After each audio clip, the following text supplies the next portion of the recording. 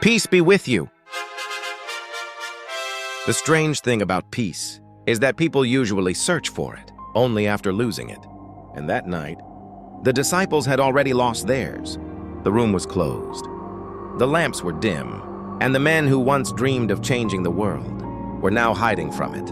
Not long ago, they argued about who would be greatest in the kingdom, but now they were too afraid to even step outside the door. How quickly fear can humble a person. The cross changed everything. They had seen Jesus heal others, but they did not know what to do with their own wounded hearts. And perhaps that is the irony of life. Sometimes the people who encourage others are secretly exhausted themselves. Sometimes the ones who smile the most are carrying the heaviest thoughts. Sometimes people continue living normally outside while quietly falling apart inside. The disciples were together in one room, yet each of them was fighting a private battle. Peter carried guilt.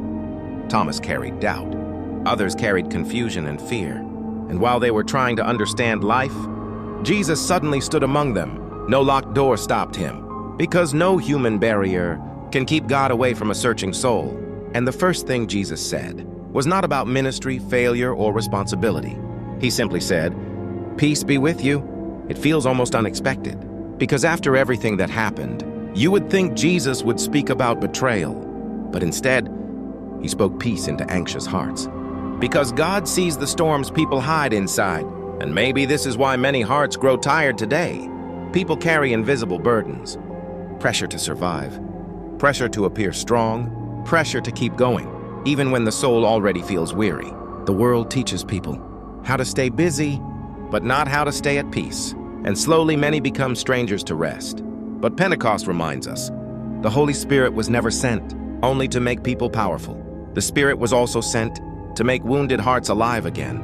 Then Jesus breathed on them, not loudly, not dramatically, just breath, quiet, gentle, personal.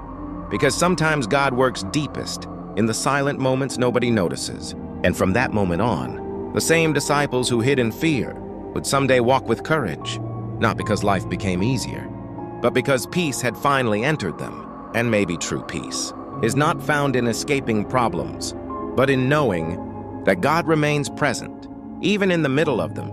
So if your heart feels restless today, if your spirit feels heavy, remember this: Jesus still enters closed rooms, still walks into anxious minds, still speaks softly to troubled hearts.